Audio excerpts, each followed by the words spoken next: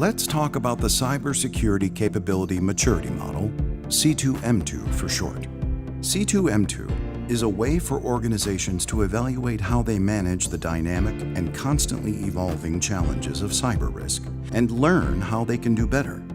Think of it as a playbook for cyber resilience. In the last few years, C2M2 has seen just about everything. It applies data and lessons from all kinds of organizations, big and small, in virtually every industry. So it has something to teach just about any company.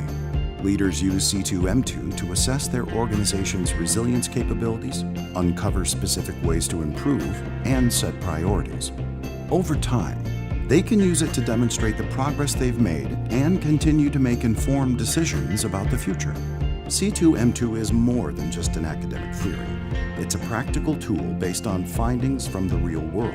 And even though it's complex at heart, it's easy to use.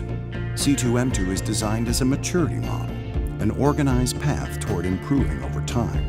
As a healthy organization matures, it becomes more sophisticated in terms of cyber resilience. C2M2 charts this path across categories called Maturity Indicator Levels, or MILs.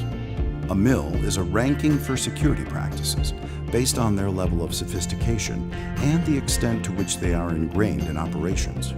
MIL 1 practices, for instance, are the building blocks of cybersecurity, the basic activities that any organization should have in place. More advanced security measures are considered MIL 2, and the most sophisticated and ingrained are classified as MIL 3. Organizations can chart their level of maturity over time by measuring how sophisticated and ingrained their security practices are. In order to form a thorough assessment of an organization, C2M2 looks at 10 different domains. Domains are simply logical groupings of cybersecurity practices. The domains address a wide range of factors. For instance, they look at how an organization manages risk, how it controls access to important systems, and how it responds to cyber incidents. By cross-referencing these domains with different MIL designations, the model generates an assessment of how capable an organization is today and how it can improve. To visualize how this works, we'll look at an example of C2M2 in action. Let's consider one domain for starters: threat and vulnerability management. C2M2 asks a series of smart questions about the ways an organization deals with threats and vulnerabilities that may affect its systems. With the answers, it generates its findings in the form of a donut chart. The donut gives a snapshot of which practices are currently implemented within that domain. It breaks down how many practices are fully implemented, largely implemented, partially in place, or absent entirely. Green is a sign of what's up and running. Red indicates what could be added.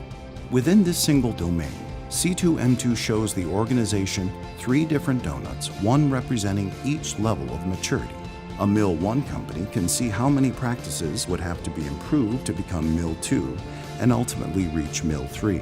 When the model is applied to all 10 domains, executives can get a clear, high-level view of where their organization stands and where it can get better. And these results give guidance for planning what happens next. Gaps are identified and prioritized, initiatives are planned and executed, and at any time, the C2M2 evaluation can be updated to measure progress. The cycle continues as the organization matures. Cyber resilience is always a work in progress, but thanks to C2M2, there's an organized way to get better over time.